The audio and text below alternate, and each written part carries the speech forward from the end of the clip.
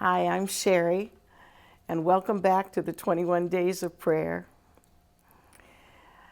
Pilate was the governor of the Roman district that included Jerusalem. He detested the Jews, especially their leaders, and the feeling was mutual. Thursday night, this man Jesus had been arrested.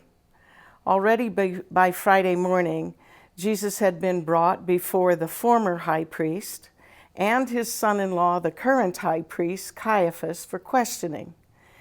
Many accusers then came forward to tell their lies, and Jesus answered none of them. He was no doubt exhausted because it was only the day before that he had wrestled in the Garden of Gethsemane with bending his will to the Father's as regarding his coming death. He was betrayed by Judas. He was betrayed by Peter's denial. Throughout that long night, he was accused falsely, beaten, slapped, mocked by the Jewish leaders. Now, John chapter 18 and 19 give us some details that are not found in the other gospel accounts. But for the sake of time, I can't obviously read all of that. You'll have to read it. But I'm going to touch on a few of these details. Remember that Jesus was on the cross as early as 9 in the morning. Pilate's early morning began at 7 a.m. with his meeting with the Jewish leaders. What are your accusations against this man? Honestly, Pilate did not want to have to deal with them. He tried to get the Jews to take Jesus and try him in their own court, but they refused because they are not allowed by law to execute him, and that's what they wanted. So Rome was going to have to do it. So Pilate listens to them and their accusations and leaves then, goes to the praetorium where the soldiers have their barracks and where Jesus is being held. And he has his first conversation with Jesus. "Are you the king of the Jews?" he asks. Because if Jesus claimed kingship, that would put him in a delicate position. That's basically treason against Rome, and that is an offense that you can be executed for. Jesus explains he is a king, but that his kingdom is not of this world. So Pilate replied, and I'm sure he didn't understand that. He didn't really have any idea what Jesus was talking about. So he says, "So you are a king then?" And Jesus said, "For this reason I was born, to testify to the truth." And then Pilate utters his famous question, the one that we still deal with. What is truth? In other words, you have your truth, Jesus, I have mine, they have theirs. What is the truth? Well, Pilate returns to the Jewish leaders and tells them that he can find absolutely nothing worthy of death for this man. His kingship is obviously no threat to Rome, but the Jews continue to demand his crucifixion. Now, to placate them, I think, hoping that when they see the results of what is coming for Jesus, the Jews will maybe exhibit a little bit of compassion. Pilate orders Jesus to be given 39 lashes, the legal limit. And by the way, the men who administered the beating, it wasn't one guy who did the 39 lashes. It was so exhausting for them because they were required to give their full strength in every lash that they would rotate the different people who would give the beating. After that, Pilate then hands Jesus over to the Roman soldiers. They bring a purple robe, a purple denoting royalty, and place it on him. And can you imagine how much that hurt? With his back laid bare to the bone, probably, in many places. They put a crown of thorns on his head, where these thorns are about 4 inches long. I'm sure they didn't place it gently there. They brought a reed, and they struck him in the face a number of times with it, and then put it in his hand as a scepter. Spitting in his face, it tells us. The Old Testament tells us that they pulled parts of his beard out.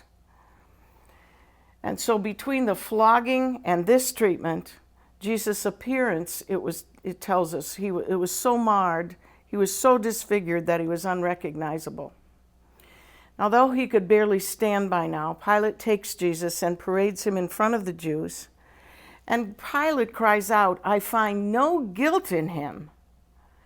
Encouraged by the Jewish leaders, the crowd begins to cry out, "Well, he makes himself the Son of God. Crucify him." So Pilate takes Jesus aside and asks, "Where are you from?" Jesus doesn't answer, and Pilate gets irritated, and he says, "Don't you know that I have the power to either free you or deliver you over for crucifixion?" So Jesus answers him. He says, "You wouldn't have any authority at all if the Father did not give it to you." Once again, Pilate makes an effort to save him. He brings Jesus in front of the crowd again, and this time he seats him in the seat of judgment where you sat and listened to the sentence that would be pronounced over you. The crowd by this time is in a frenzy with its hate. "Crucify him, crucify him, do it now, take him away." "Shall I crucify your king?" Pilate makes one last appeal, but it doesn't do any good. Matthew tells us that at this point, Pilate calls a servant to bring him a bowl of water. It was the custom among the Romans and the Gentiles and the Jews that when a man shed another's blood, he would wash his hands to symbolize being cleansed from it. As Pilate washed his hands, he proclaimed, "I am innocent of this man's blood. This is on your heads." And then we have surely the absolutely most foolish statement uttered in the entire Bible.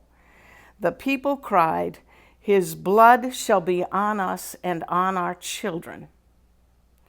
Little did they know that 30 years later, on that very spot, judgment was pronounced against some of the best Jewish citizens of Jerusalem. The Jews had done something to completely anger their governor, and of the 3,600 victims of the governor's fury, not a few were scourged and crucified. A few years later, Jerusalem rebelled against Rome. That lasted for 4 years. When Jerusalem finally fell in 70 AD, her wretched citizens were crucified around the walls of Jerusalem until, in the historians' grim language, space was wanting for the crosses, and the crosses were wanting the bodies. Unbelievably, more than 1 million Jews perished in Jerusalem in the following days. The horrors of the siege of Jerusalem are really unparalleled in history. So Jesus the innocent is crucified. I've imagined that if I had superpowers like the Guardians of the Galaxy in the movies today, I would have swooped down from above the scene of the crucifixion, and with enhanced strength and all the gentleness that I could muster, I would have taken Jesus down off that cross. I would ever so tenderly have kissed his hands and wiped the tears and sweat and blood off his face. I would have said, "Blessed man, blessed Jesus, you shall not suffer any more for me, the innocent for the guilty. You don't deserve one moment of this, not one." And what would he have said to me? "I came for the lost. I came for you." There is something worse than suffering. It is to be eternally separated from your God. I came to give you a hope, to show you how to live, to give you meaning, to give you abundant life, to give you a way to the Father through me.